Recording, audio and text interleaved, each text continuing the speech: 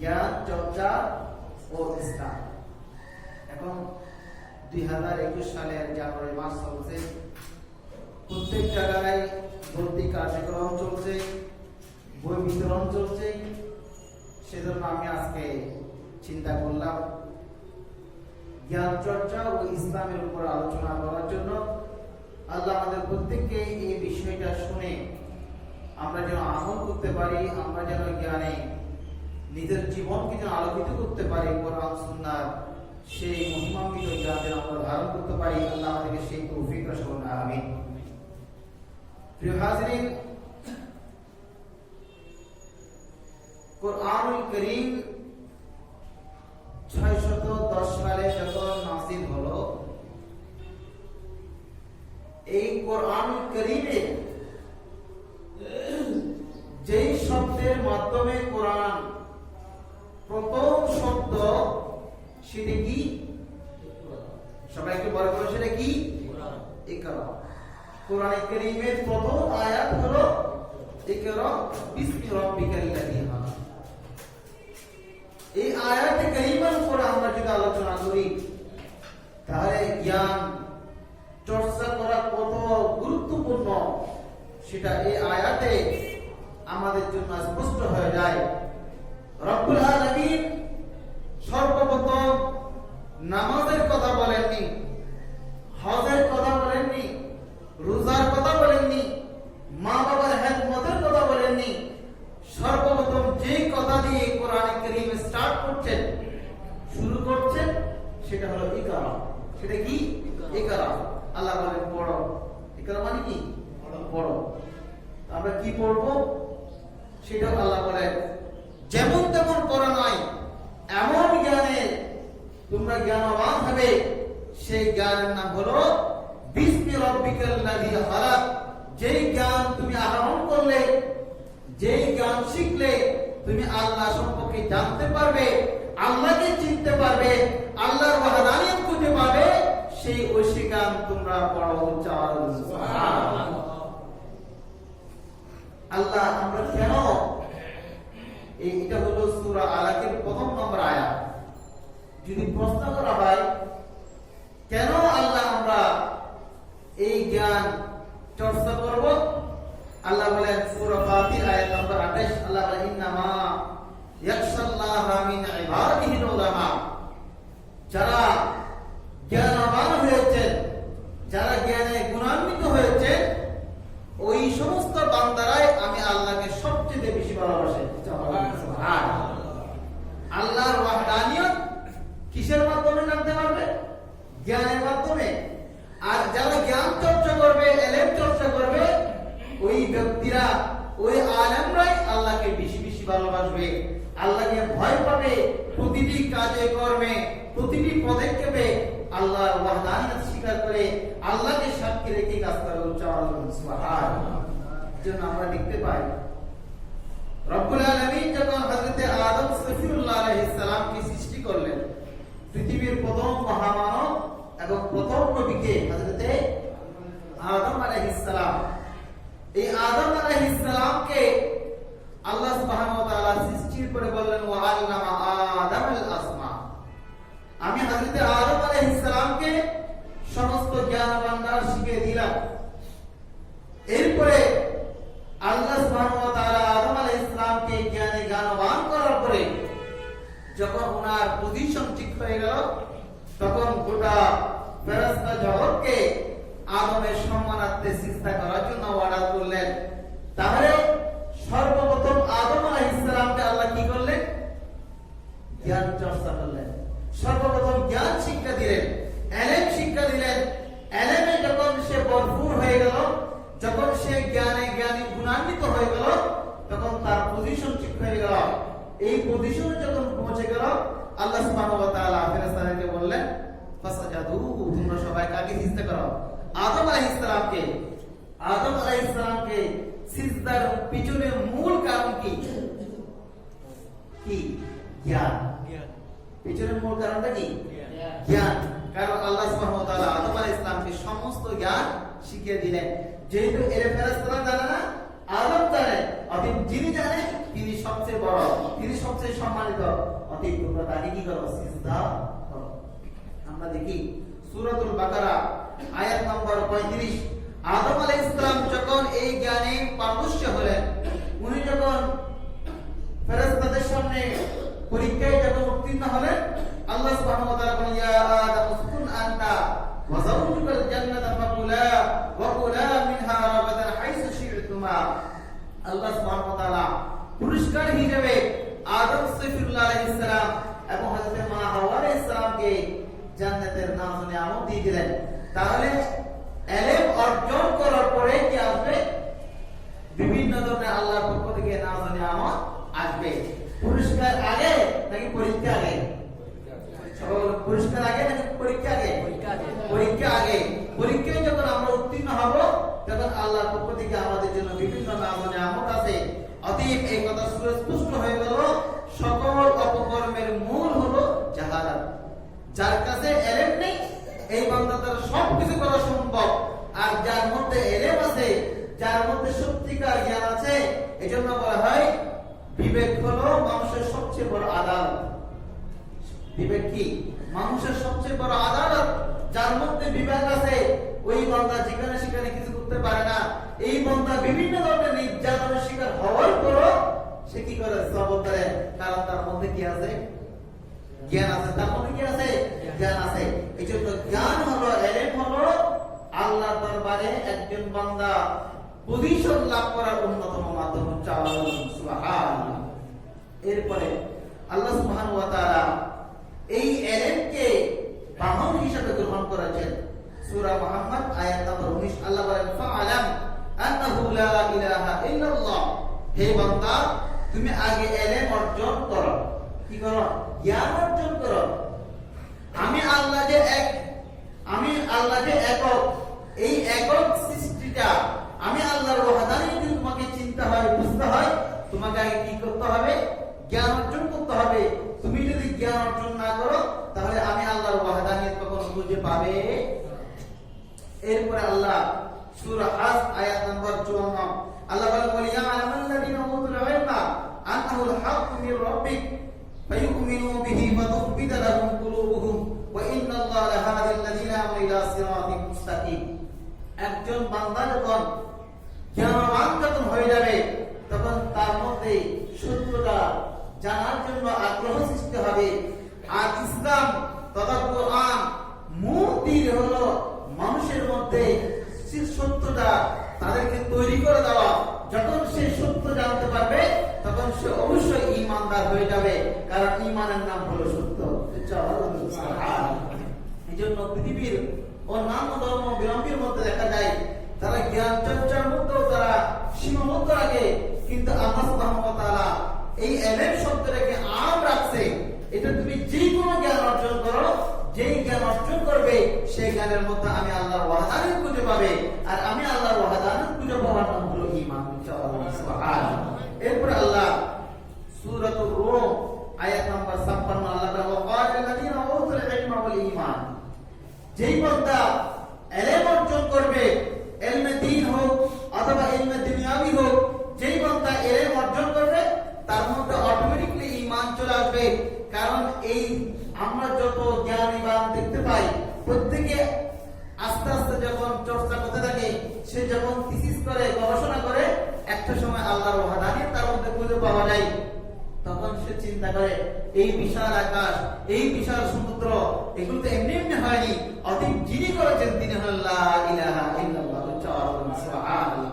এরপর আল্লাহ সুবহানাহু ওয়া তাআলা সূরাতুন নাজম আয়াত নম্বর 28 আল্লাহ বলেন, ইয়াত্তাবিউনা ইল্লা যান্না ওয়া ইন্না যান্না লা ইউগনি মিনাল হাক্কি শাইআ। ইসলাম কোরআনে কারীমের মধ্যে সুস্পষ্ট করে আল্লাহ দিয়েছেন, অনুমান করে কথা বলা যাবে, অনুমান করে আন্দাজ করে কথা বলা যাবে না। ইসলাম এমন ভাবে মডিফাই করেছেন, যেই বিষয়ে তোমার কোনো জ্ঞান নাই, যেই বিষয়ে তোমার সুস্পষ্ট সম্যক ধারণা নেই, ওই বিষয়ে তুমি কথা বলতে পারবে না। আগে তুমি কি করো? জ্ঞান চর্চা করো। এরপরে আল্লাহ সুবহানাহু ওয়া তাআলা সূরা বনী ইসরাঈল আয়াত নম্বর 34 এ বলা, তাকাফু মা লাইসা লাকা বিহি ইলম। আল্লাহ বলেন, যে বিষয়ে তোমার সম্যক সুস্পষ্ট ধারণা নেই, ওই বিষয়ে তুমি কথা বলতে পারবে। আল্লাহ এরপরে সূরা বাকারা আয়াত নম্বর 111 আল্লাহ বলেন, কুল হাতু বুরহানাকুম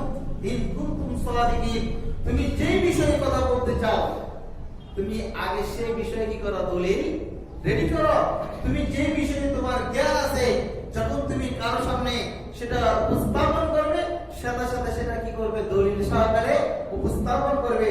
আল্লাহ এরপর সূরা মায়দা আয়াত নম্বর 104 আল্লাহ বলে ইযা কিলা লাহুম তাআলাউ ইলা মা আনজালাল্লাহু ওয়া ইলা রাসূল ক্বালু হাসবুনা মা ওয়াজাদনা আলাইহি আবানা আওয়ালাউ কানা আবাহুম লা ইয়ালামুনা শাইআন ওয়া লা ইয়াহতাদুন। আল্লাহ সুবহানাহু ওয়া তাআলা এই আয়াতের মধ্যে বলেন যারা সত্যিকার জ্ঞানবান না তারা বলে একটি কথা যে আমরা আমাদের বাপ দাদাকে যে বিষয়ে পেয়েছি আমরা সেটাই অ্যাচিভমেন্ট করব, সেটাই আমরা কি করব, মানব। আল্লাহ বলেন মা ওয়াজাদনা আলাইহি আবানা, তারা তাদের বাপ দাদাকে যে ধর্মে পেয়েছে যে বিষয়ের উপর পেয়েছে তারা কেন সেটাকে মানবে। আল্লাহ বলেন আওয়ালাউ কানা আবাহুম লা ইয়ালামুনা শাইআন ওয়া লা ইয়াহতাদুন, কুতুবা এমন হতে পারে তাদের বাপ দাদার কোনো জ্ঞানবান নাই, তাদের বাপ দাদার কোনো চিন্তা শক্তি নাই, সেজন্য তারা গুমরাহী হয়েছে। ওই ছেলেরা কেন গুমরাহী হবে, তারা একটু কি করুক, জ্ঞান চর্চা করুক। এই জন্য আমাদের কি করতে হবে, জ্ঞান চর্চা করতে হবে। এরপর আল্লাহ সুবহানাহু ওয়া তাআলা সূরাতুল আরাফের মধ্যে 179 নম্বর আয়াতের মধ্যে বলেন লাহুম কুলুবুন লা ইয়াফকাহুনা বিহা ওয়া লাহুম আ'য়ুনুন লা ইবসিরুনা বিহা ওয়া লাহুম আযানুন লা ইয়াসমাউনা বিহা উলাইকা কাল আনআম বাল হুম আযাল।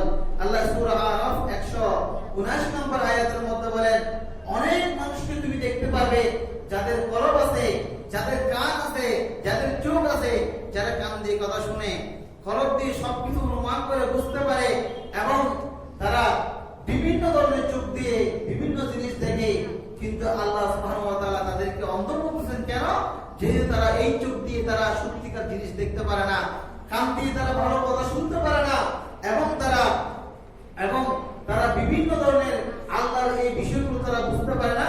আল্লাহ তাদের সামনে বলেন উলাইকা কাল আনআম, এরা তো দেখতে মানুষ কিন্তু এরা বাস্তবে একটা চতুষ্পদ জন্তু। শুধু তা নয়, আল্লাহ বাল হুম আযাল, ওই চতুষ্পদ জন্তুর চেয়ে নিকৃষ্ট উচ্চ আওয়াজ বলেন নাউযুবিল্লাহ। এজন্য আমাদের প্রত্যেককে কি করতে হবে, জ্ঞান চর্চা করতে হবে। এরপর আল্লাহ সূরা কফ আয়াত নম্বর 6 আল্লাহ বলেন আফালাম ইয়ানজুরু ইলাস সামাই ফাওকাহুম কাইফা বানাইনাহা ওয়া যায়্যানাহা ওয়া মা লাহা মিন ফুরুজ। আল্লাহ সুবহানাহু ওয়া তাআলা এই আয়াতে কারিমার মধ্যে আজকে যে জ্যোতির্বিজ্ঞানী যে জ্ঞানের ভান্ডারের মাধ্যমে মানুষ আকাশকে নিয়ে চিন্তা করে, ওই জ্ঞানের কথা আল্লাহ সুবহানাহু ওয়া তাআলা কোরআনে কারীমের মধ্যে বলেন আফালাম ইয়ানজুরু, হে আমার বান্দা তোমরা কি দেখতে পাও না, ইলাস সামাই ফাওকাহুম কাইফা বানাইনাহা ওয়া যায়্যানাহা, এই বিশাল কুদিবিহীন এই বিশাল আকাশ আমি আল্লাহ চমৎকার করে এই আকাশকে তৈরি করেছি। মিন ফুরুজ, এই আকাশের মধ্যে এই বিশাল আসমানের মধ্যে তোমরা কি কোনো ত্রুটি, সেখানে কোনো ত্রুটি বিচ্যুতি কি দেখতে পাও? তাহলে এই স্ট্রাকচার দিয়ে তোমরা কি করো, চিন্তা করো, গবেষণা করো। চিন্তা করতে করতে তুমি এক সময় কি হয়ে যাবে, আর্কিটেকচার হয়ে যেতে পারবে। তাহলে এই আর্কিটেকচারের যে চিন্তা চেতনা জ্ঞান, এটা আল্লাহ কোরআনে কারীমের মাধ্যমে শিক্ষা দিলেন। সুবহানাল্লাহ। এরপর আল্লাহ সুবহানাহু ওয়া তাআলা সূরা মুলুকের আয়াত নম্বর 4 আল্লাহ বলেন সুম্মা রজিআল বাসারা কাররাতাইন ইয়ানকালিবু ইলাইকাল বাসারু খাসিয়ান ওয়া হুয়া হাসিন। বান্দা তুমি একবার থেকে যদি তোমার চক্ষু যখন শীতল হয় না, তুমি বারবার করে দেখো সেই আসমানের দিকে, দেখো তুমি বুঝতে পারবা এই আসমান এমনি এমনি হয়নি, এই আসমানের জন্য একজন আর্কিটেকচার আছে, তিনি হলো আমি লা ইলাহা ইল্লাল্লাহ। অতীত তুমিও সেখান থেকে শিক্ষা গ্রহণ করে সেই আর্কিটেকচারের বিদ্যা তুমি গ্রহণ করো। সুবহানাল্লাহ। এরপর আমরা দেখি আল্লাহ সুবহানাহু ওয়া তাআলা ইতিহাসের কথা, আজকে ইলমুত তারিখ, ইসলামিক হিস্টোরি অথবা জেনারেল হিস্টোরির কথা আমরা বলি। গোটা বিশ্বের মধ্যে এই বিষয়গুলো এখন বিরাজমান চলছে। আল্লাহ বলেন আলাম তারা কাইফা ফাআলা রাব্বুকা বিআদ ইরামা যাতিল ইমাদ, সূরা ফজর আয়াত নম্বর 6 থেকে 7। আল্লাহ বলেন হে আমার হাবিব, আপনি কি দেখেননি আমি কিভাবে আদ গোষ্ঠীর সাথে, আদ জাতির সাথে আমি কি ব্যবহার করেছি। অথচ আদ জাতি কখন, আমার নবী দুনিয়াতে কখন তাশরীফ আনেন। এই যে বিশাল লং টাইমের কথাগুলো আল্লাহ কোরআনে কারীমের মাধ্যমে আমার নবীর সামনে উপস্থাপন করতেছে। এই জ্ঞানকে বলা হয় ইলমুত তারিখ। এই জ্ঞানকে কি বলা হয়, ইলমুত তারিখ, হিস্টোরি জ্ঞান। আল্লাহ সুবহানাহু ওয়া তাআলা সূরা মুলক আয়াত নম্বর 19 আল্লাহ আওয়ালাম ইয়াতাইরি ফাওকাহুম সাফাতিন ওয়া ইয়াকবিনা মা ইউমসিকুহুন্না ইল্লার রহমান ইন্নাহু বিকুল্লি শাইইন বাসীর। আল্লাহ সুবহানাহু ওয়া তাআলা এই আয়াতের মধ্যে আল্লাহ বলেন, হে আমার বান্দা, তোমরা কি একটু উপর থেকে দেখো না যে বিশাল বিশাল পাখি তারা আসমানের মধ্যে আকাশের মধ্যে উড়তেছে আর উড়তেছে, অথচ এই বিশাল আকাশের মধ্যে তারা এক দেশ থেকে আরেক দেশ, বর্তমান শীতকালীন সময় এখন অতিথি পাখি বিভিন্ন দেশ থেকে বিভিন্ন জায়গা থেকে তারা আসবে, ব্রাজিল থেকে আসতেছে, বিভিন্ন জায়গা থেকে আসতেছে। এই যে পাখিগুলো যে তাদের ডানার মাধ্যমে আসতেছে, এই ডানার মাধ্যমে তারা আসা, তারা যে পড়ে যায় না, এগুলো একটু তোমরা দেখো। সেখান থেকে দেখে দেখে তোমরা কিভাবে বিমান চলবে সেই জ্ঞান তোমরা সেখানে পেয়ে যাবে। এরপর আল্লাহ সুবহানাহু ওয়া তাআলা কুরআনুল কারীমের সূরা আলে ইমরান আয়াত নম্বর 44 এর মধ্যে আল্লাহ আরেকটি জাহাজ তুলে বলেন, ওয়া কুনতা লাদাইহিম ইয ইয়াকুনা কালামুহুম আইয়ুহুম ইয়াকফুর মারইয়াম আমা কুনতা লাদাইহিম ইয ইয়াখতাসিমুন। আল্লাহ সুবহানাহু ওয়া তাআলা এই আয়াতের মধ্যে যখন মারইয়াম আলাইহিস সালাম ছোট্ট ছিলেন, মারইয়াম আলাইহিস সালামের লালন পালন করবে, কাফালত কে করবে, সেই ইতিবৃত্ত কোরআন কারীমে তুলে ধরে আল্লাহ আমার নবীকে বললেন, ওগো নবী, এটা হলো ইলমুত তারিখ। যখন আপনি ছিলেন না তখন আমি আপনাকে সমস্ত ঘটনা ওয়াকিব হাল করে দিলাম, অতীব আপনি প্রত্যেকটি ঘটনার সাক্ষীদাতা হয়ে গেলেন। সুবহানাল্লাহ। এরপর আল্লাহ সূরাতুজ যারিয়াত আয়াত নম্বর 21 আল্লাহ বলেন, ফি আনফুসিকুম আফালা তুবসিরুন। হে বান্দা, তুমি তোমার নিজের দিকে দেখো, আমি আল্লাহ তোমাকে কত চমৎকার ভাবে তৈরি করেছি। অতএব তুমি যখন তোমার নিজের দিকে দেখবে, তুমি হায়রান পেরেশান হয়ে যাবে। এইভাবে যখন তুমি পুঙ্খানুপুঙ্খানু তোমার শরীরকে নিয়ে স্ট্রাকচার করবে, তুমি দেখবে একটা সময় মেডিকেল সায়েন্সের উপর তোমার গবেষণা চলে আসতেছে। এটা হলো ইলমুত তিব, মেডিকেল সায়েন্সের জ্ঞান। সুবহানাল্লাহ। এরপর আল্লাহ সূরা বালাদ আয়াত নম্বর 8 থেকে 10 আল্লাহ বলেন, আলাম নাজআলহু আইনাইন ওয়া লিসানান ওয়া শাফাতাইন ওয়া হাদাইনাহু নাজদাইন। আল্লাহ বলেন, হে আমার বান্দা, আমি কি তোমাদেরকে দুটি কান দিই নাই? আমি আল্লাহকে তোমাদেরকে চোখ দিই নাই? আমি আল্লাহকে তোমাদেরকে ঠোঁট দিই নাই?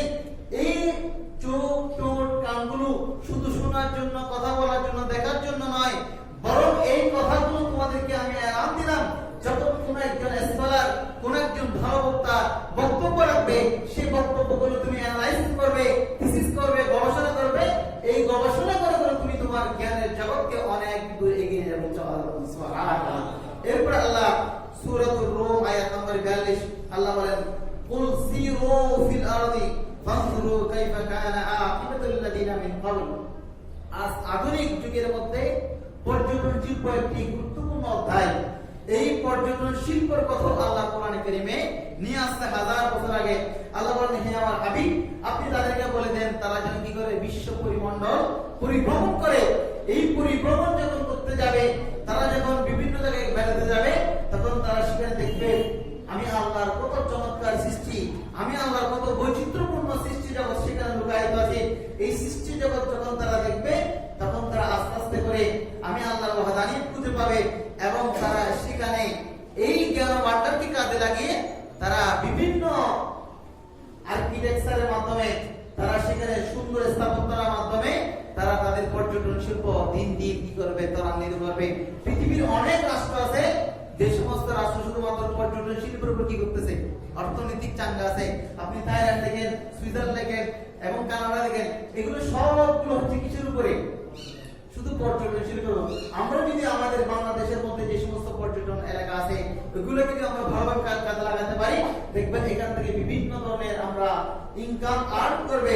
আল্লাহ সুবহানাহু ওয়া তাআলা এই আয়াতের সাথে আরেকটি শিক্ষা দিচ্ছেন, যখন কোন বান্দা এই পর্যটন শিল্পে যখন বেড়ানোর জন্য যাবে, পরিভ্রমণের জন্য যাবে, তখন তারা যদি এটা চিন্তা করে, এটা নিয়ত করে যে আমি আল্লাহর এই ওয়ার্ডার, এই আয়াতের ওয়ার্ডার গিরি করতে যাচ্ছি, তখন এই বান্দা সব পেয়ে যাবে এবং সে সমস্ত জিনিস দেখতে পারবে। সুবহানাল্লাহ। আমরা তো সবসময় বিভিন্ন জায়গায় যাই, যাওয়ার আগে আমরা কি করব, আমরা আল্লাহর এই ওয়ার্ডার কোরআনে কারীমের এই নির্দেশকে মান্য করে আমরা বের হব, তখন আমাদের সব হয়ে যাবে, সাথে সাথে আমাদের সবকিছু কি হয়ে যাবে, পরিভ্রমণও হয়ে যাবে। আল্লাহ সুবহানাহু ওয়া তাআলা এরপরে মেরিন সায়েন্সের উপর আল্লাহ কথা বলতেছেন। বলেন ওয়াফিল আরদি আয়াতুল লিল মুকিনিন, সূরাতুজ জারিয়াত আয়াত নম্বর 20। আল্লাহ বলেন ওয়াফিল আরদি আয়াতুল লিল মুকিনিন, ও আমার বান্দা এই জমিন দেখতে পাচ্ছো, এই জমিনের মধ্যে কত সৃষ্টি জগৎ প্রবাহিত আছে।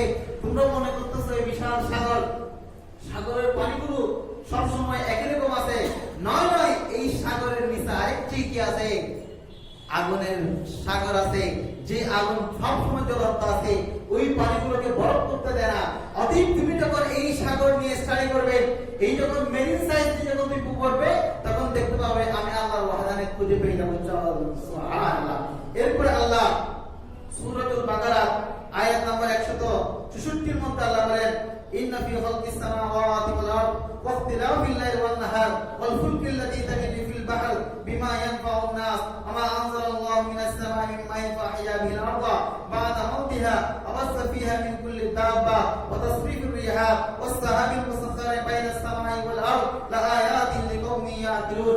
এই আয়াতের মধ্যে আল্লাহ সুবহানাহু ওয়া তাআলা একেবারে সমুদ্র বিজ্ঞানের উপরে স্ট্রাকচার তৈরি করে দিচ্ছেন। আল্লাহ বলেন ও আমার বান্দা তোমরা একটু আসমানের দিকে দেখো, সেখানে আমি আল্লাহ মেঘমালা সৃষ্টি করি, এক জায়গায় মেঘমালা সৃষ্টি করে আরেক জায়গায় বৃষ্টিপাত করি এবং এই বৃষ্টিপাতের মাধ্যমে আমি জমিকে উর্বর করে রাখি। এবং তুমি আরো দেখতে পাবে এই সাগরের মধ্যে ছোট্ট একটা ডিঙ্গি নৌকা চলতেছে, জাহাজ চলতেছে, অথচ এই বিশাল জলরাশি যে কোনো মুহূর্তে এই ডিঙ্গি নৌকাকে জাহাজকে কি করতে পারে? নিমজ্জিত করতে পারে। অথচ নিমজ্জিত হয় না, এই জাহাজ বিভিন্ন জায়গা থেকে তোমাদের জন্য আমদানি হচ্ছে, তোমাদের জন্য রপ্তানি হচ্ছে। এগুলো যিনি করতেছেন তিনি কে? তিনি হলেন লা ইলাহা ইল্লাল্লাহ। অতি সমস্ত জ্ঞান ভান্ডারকে যখন তুমি স্টাডি করবে, আস্তে আস্তে যত বেশি স্টাডি করবে, তখন আমি আল্লাহর ওয়াহদানিয়ত খুঁজে পেয়ে যাব। সুবহানাল্লাহ। এরপর আল্লাহ সূরা বাকারা আয়াত নম্বর 151 আল্লাহ বলেন আল্লাহুম মা লাম তাকুনু তাআলামুন, হে আমার বান্দা আমি যুগে যুগে যত নবী দুনিয়াতে পাঠিয়েছি, প্রত্যেক নবীদেরকে পাঠানোর মূল কারণটা হলো তোমাদেরকে জ্ঞান শিক্ষা দেওয়ার জন্য। কি দেওয়ার জন্য? জ্ঞান শিক্ষা দেওয়ার জন্য। যা তোমরা জানো না সবগুলোকে শিক্ষা দিবে আমার নবী। অতএব বিশ্বের একমাত্র, ভালো করে খেয়াল করুন, আমার আপনার জন্য নয়, গোটা বিশ্ব জাহানের জন্য আল্লাহ হলেন স্রষ্টা এবং বিশ্ব জাহানের জন্য সমস্ত নবী হলেন আমাদের জন্য মহান শিক্ষাগুরু। সুবহানাল্লাহ। অতএব কেউ যদি এই কথা বলে নবী অক্ষর জানে না, নবী এটা জানে না, নবী সেটা জানে না, এটা হবে সবচেয়ে বড় মারাত্মক ধর্মের ভুল। কারণ আল্লাহ সুবহানাহু ওয়া তাআলা সূরা রহমানের মধ্যে আর রহমান আল্লাহ আল কোরআন, হে আমার বান্দা আমি হলাম রহমান আর আমি রহমানে, আমি আল্লাহ আমার নবীকে কোরআনে কারীম শিক্ষা দিলাম। সুবহানাল্লাহ। আর সেই আল্লাহ যাদেরকে জ্ঞানবান করেছেন তারা কি দুনিয়ার কোন জ্ঞানের সাথে তুলনা হবে? কোন জ্ঞানের সাথে তুলনা হবে? আমার আপনার জ্ঞানের মধ্যে অনেক ধরনের ভুল থাকতে পারে, কিন্তু একমাত্র স্বয়ং আল্লাহ যাদেরকে জ্ঞানবান করেছেন, প্রত্যেক নবীদেরকে আল্লাহ নবুয়ত দিয়েছেন, রিসালাত দিয়েছেন, তাদেরকে জ্ঞান সমৃদ্ধ করেছেন। অতএব প্রত্যেক নবীর উস্তাদ শিক্ষক হলেন কে? আল্লাহ। আর সমস্ত নবীরা হলো উম্মতের জন্য শিক্ষক, উম্মতের জন্য কি গাইডলাইন, আমাদের জন্য শিক্ষক। অতএব প্রত্যেক নবী প্রত্যেক জ্ঞানে জ্ঞানবান, একথা আমরা কখনো বলতে পারি না নবী এটা জানে। এরপরে আল্লাহ সুবহানাহু ওয়া তাআলা আমাদের বর্তমান আরেকটি বিষয় অত্যন্ত গুরুত্বপূর্ণ, যেটা সেটা হলো পরিকল্পনা। পরিকল্পনা এটা অনেকে আমরা মনে করি পরিকল্পনা এটা ইসলামের সাথে সাংঘর্ষিক বিষয়, তাকদীরের সাথে সাংঘর্ষিক বিষয়। কোন বিষয় কি করা? পরিকল্পনা করা, বাজেট করা। অথচ এই পরিকল্পনা বিষয়ও মহান রব্বুল আলামিন সূরা ইউসুফের মধ্যে সুস্পষ্টভাবে আমাদেরকে ধারণা দিয়েছেন। হাজার বছর আগে আল্লাহ সুবহানাহু ওয়া তাআলা হযরত ইউসুফ আলাইহিস সালামের কথাগুলো তুলে ধরে বলেন, যখন হযরত ইউসুফ আলাইহিস সালামের জমানায় যখন মিশরের মধ্যে বড় ধরনের একটা ট্রাজেডি শুরু হবে, তখন বাদশা রায়্যান বিন ওয়ালিদ, তখন মিশরের বাদশা কে ছিলেন? রায়্যান বিন ওয়ালিদ। উনি একদিন স্বপ্ন দেখলেন যে 7টা বড় বড় হৃষ্টপুষ্ট গরু গরুকে, দুর্বল গরুকে কি করতেছেন? ভক্ষণ করতেছেন, খেয়ে ফেলতেছেন। এবং বড় বড় 7টি দানাদার জিনিস আর 7টি একেবারে জীর্ণ শীর্ণ ক্ষেত খামারকে খেয়ে ফেলতেছে। এই স্বপ্ন হযরতে রাইয়ান বিন ওয়ালিদ, ওই সময় যিনি বাদশা, উনি স্বপ্ন দেখলেন। আল্লাহ সুবহানাহু সূরা ইউসুফ আয়াতের মধ্যে বলতেছেন যে ইউসুফ আইয়ুহা সিদ্দিক আফতিনু ফি সাবি বাকরা সিমানিয়া কুলুহুন্না সাব'উ ইজাব ওয়া সাব'উ সুনবালাতু খুদরু ওয়া উখারা ইয়াবিসা। এই আয়াতে কারিমার মধ্যে এই 7টি গরু এবং 7টি শস্য দানার কথা তুলে ধরলেন। এই স্বপ্নের তাবির কি হবে? তখন ওই মিশরের মধ্যে যারা স্বপ্ন বিশারদ ছিলেন তাদের সবাইকে ডাকা হলো। তখন তারা এই বিষয়ে কেউ সুস্পষ্ট স্বপ্নের তাবির দিতে পারতেছে না। পরিশেষে হযরত ইউসুফ আলাইহিস সালামকে আনা হলো জেলখানা থেকে। তখন ইউসুফ আলাইহিস সালাম এই স্বপ্নের তাবির দিচ্ছেন এভাবে যে বাদশা, আপনার এই মিশরের মধ্যে একটা বড় ধরনের কি হবে? দুর্ভিক্ষ দেখা দেবে। এই দুর্ভিক্ষের আগে 7 বছর ভালো ফলন সৃষ্টি হবে, ক্ষেত খামার খুব বড় বড় হবে। এই 7 বছর পরে কি হবে? দুর্ভিক্ষ দেখা দেবে। অতএব আপনাকে যে 7টা জীর্ণ শীর্ণ গরু, যে 7টা হৃষ্টপুষ্ট গরুকে খেয়ে করতেছে, তার অর্থ হলো যে 7 বছর যে দুর্ভিক্ষ দিবে, এই দুর্ভিক্ষ দেওয়ার আগে 7 বছর যে বেশি ফলন হবে, তখন আপনার কাজ হবে কি করা? পরিকল্পনা করা, বাজেট প্রণয়ন করা। অতএব এই বাজেটের কথা, এই পরিকল্পনার কথা আল্লাহ সুবহানাহু ওয়া তাআলা কোরআনে কারীমের মাধ্যমে আমাদেরকে শিক্ষা দিচ্ছেন। অতএব পরিকল্পনা কখনো তাকদীরের সাংঘর্ষিক বিষয় নয়, তাকদীর পরিপন্থী নয়। অতএব আমরা আমাদের লাইফকে সাজানোর জন্য আমরা কি করতে পারবো? বাজেট পেশ করতে পারবো, পরিকল্পনা করতে পারবো। যে সমস্ত বান্দা পরিকল্পনা করে চলে না, তাদের দেখবেন দিন দিন কি হয়? অনেকে মনে করেন আল্লাহ আমাদের সৃষ্টিকর্তা, তিনি রিজিক দিবেন, আমাকে এগুলো করতে হবে। নয় নয়, আল্লাহ সুবহানাহু ওয়া তাআলা এই আয়াতের মধ্যে স্পষ্ট করেছেন সবকিছু আল্লাহ, কিন্তু আপনাকে সিস্টেম করে চলতে হবে। আপনি যদি একদিনে 10,000 টাকা খরচ করেন, এরপরে তো আপনি এমনি বুঝ থাকবেন না। অতএব আপনাকে কি করতে হবে? সিস্টেম ওয়াইজ চলতে হবে, বাজেট প্রণয়ন করতে হবে। আপনার 1 মাস কিভাবে চলতে হবে, এই বাজেট প্রণয়ন করা, সেটা কোরআন সুন্নাহ বিরোধী, বলুন না, কোরআন সুন্নাহ বিরোধী নয়। এরপরে আমরা দেখতে পাই আল্লাহ সুবহানাহু ওয়া তাআলার প্রিয় হাবিব সাল্লাল্লাহু তাআলা আলাইহি ওয়াসাল্লাম যে কোনো জায়গায় যাওয়ার জন্য একজন গাইড মেনে নেওয়া। আপনি ধরেন একটা জায়গায় পরিভ্রমণ করবেন, তো আপনার ওই জায়গা সম্পর্কে আপনার সুস্পষ্ট কোনো ধারণা নাই, তো সেই জায়গায় আপনি যাওয়ার জন্য কি লাগবে? আপনার একজন গাইড লাগবে, যিনি পরিদর্শক, যিনি ভালো বুঝেন ওই জায়গা সম্পর্কে। যেমন আপনারা যখন দেখবেন নীলগিরি থেকে যখন বগালাট যাবেন, দেখবেন সেনাবাহিনী আপনাদের প্রত্যেকের আইডি কার্ড নিয়ে সেখানে একজন গাইড দিবে। এই গাইড আমাদের দেশি নয়, ওরা হচ্ছে পাহাড়ি জেলে। ওরা কোন দেশি? পাহাড়ি জেলে দিবে। ওই পাহাড় সম্পর্কে তার যথেষ্ট কি থাকবে? অভিজ্ঞতা থাকবে।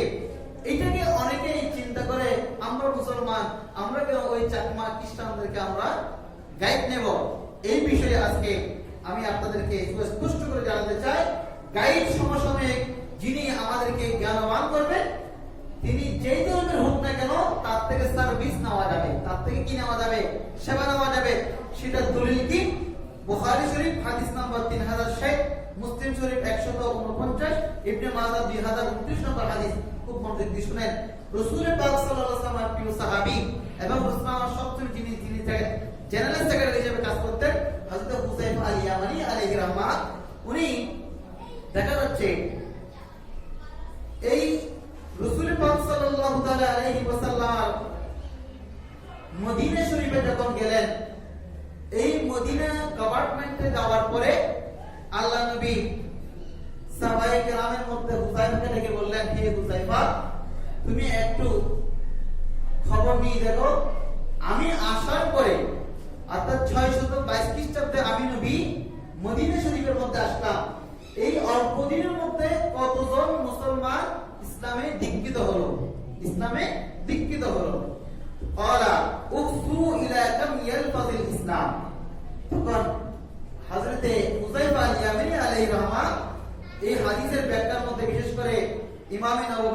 সহিহ মুসলিমের মধ্যে দ্বিতীয় খণ্ড 357 পৃষ্ঠার মধ্যে নোট হচ্ছে হযরত হুযায়ফা আলাইহি রাহমা উনি আদমশুমারি করে গণনা করে উনি রিপোর্ট করলেন ফাকাতাবনা লাহু আলফান খামসামিয়া কুম্মা আল মুসলিমিনা হাওলাহু ইয়া রাসূলুল্লাহ আমরা বর্তমান এই মদিনা শরীফের মধ্যে অল্প দিনের মধ্যে আমরা ১৩,০০০ মুসলমান হয়ে গেল। সুবহানাল্লাহ। তাহলে এটা আদমশুমারির একটি রিপোর্ট।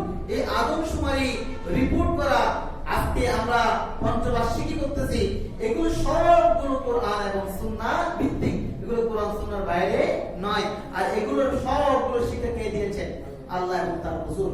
তো এই আল্লাহর নবী যখন ৬২২ খ্রিস্টাব্দে হিজরত করবে, এই হিজরতের সময় আমার নবীর সঙ্গী ছিলেন কে? হযরত সিদ্দিক আকবর রাদিয়াল্লাহু তাআলা এবং ওনার একজন গোলাম।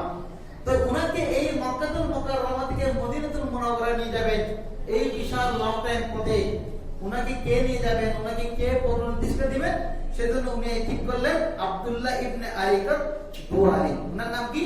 আব্দুল্লাহ ইবনে আরিকাত দুয়ালি। উনি হলেন একজন অমুসলিম। উনি একজন কি? অমুসলিম। উনি আল্লাহ নবীকে গাইডলাইন দিচ্ছেন। উনি আল্লাহ নবীকে কি দিচ্ছেন? গাইডলাইন দিচ্ছেন। তাহলে এই ঘটনা থেকে, হাদিস থেকে সুস্পষ্ট হয়ে যায়, যদি আপনি কোন জায়গায় যান সেখানে আপনি অমুসলিম থেকে সার্ভিস নিতে পারবেন। এই সার্ভিস নেওয়া এটা ইসলাম পরিপন্থী, অথবা ইসলাম পরিপন্থী নয়। আর যখন যেখানে আপনার যাকে লাগবে আপনি সার্ভিসের ক্ষেত্রে সেবার জন্য আপনি ভিন্ন ধর্মীয় মানুষ থেকে কি নেওয়া যাবে? সার্ভিস নেওয়া যাবে। এরপরে আল্লাহ সুবহানাহু ওয়া তাআলা কুরআনে কারীমের মধ্যে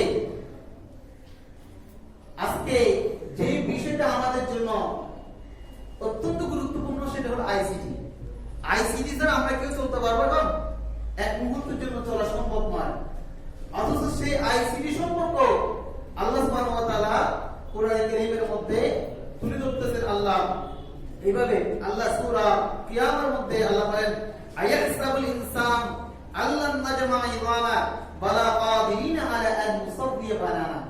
পৃথিবীর ইতিহাসে আগে ইমপ্রেশনের উপরে, ফিঙ্গারপ্রিন্টের উপর কোনো ধারণা ছিল না। মানুষ যে আঙ্গুলের চাপ দিয়ে সবকিছু করতে পারে এটা আগে কেউ জানতো না। সর্বপ্রথম 1880 সালে ইংল্যান্ডের যিনি স্যার ফ্রান্সিস গোল্ড, উনি সর্বপ্রথম এই ফিঙ্গারপ্রিন্টের উপরে, উনি ইমপ্রেশনের উপরে কি করছেন? গবেষণা করছেন। গবেষণা করে উনি তথ্য দিচ্ছেন যে একটা আঙ্গুলের চাপ আরেকটা আঙ্গুলের সাথে কখনো ম্যাচ করবে না। অতএব এই আঙ্গুলের চাপই হবে আমাদের দেশকে নিরাপত্তা রাখার জন্য অন্যতম পদ্ধতি। তাহলে এটা 1880 সালে এই তথ্য ফ্রান্সিস গোল্ড সর্বপ্রথম তথ্য দিয়েছেন। কিন্তু আল্লাহ সূরা কিয়ামা আয়াত নম্বর 4-এ 1000 বছর আগে তথ্য দিয়েছেন। আল্লাহ বলেন, ও আমার বান্দা, তোমরা যখন আঙ্গুলে যখন ছাপ বসাবা, একটা আঙ্গুলের সাথে আরেকটা আঙ্গুলে কখনো ছাপ ম্যাচ হবে না। তাহলে দেখেন এই যে আইসিটি, এই আইসিটি সম্পর্কে আল্লাহ কোরআনে কারীমে তথ্য দিয়েছেন কিনা? কথা বলুন, তথ্য দিয়েছেন কিনা? এরপর আমরা যদি দেখি মেডিকেল সায়েন্সের উপর আমরা যদি চিন্তা করি, সেখানেও আল্লাহ সুবহানাহু ওয়া তাআলা সেখানেও তথ্য উপস্থাপন করেছেন। এইভাবে আল্লাহ সূরা জুমার আয়াত নম্বর 6 আল্লাহ বলেন ইয়াখলুকুম ফি বুতুনি উম্মাহাতিকুম খালকাম মিন বাদি খালকিন ফি যুলুমাতিন সালাস। আমরা সবাই বলি যে আমরা মায়ের পেটে ছিলাম। আমরা কোথায় ছিলাম? একবার আমরা সবাই বলি না, আমরা কোথায় ছিলাম? মায়ের পেটে। মায়ের পেটে আমরা কোথায় ছিলাম এটা আমরা কেউ জানি না। এটা কে জানে?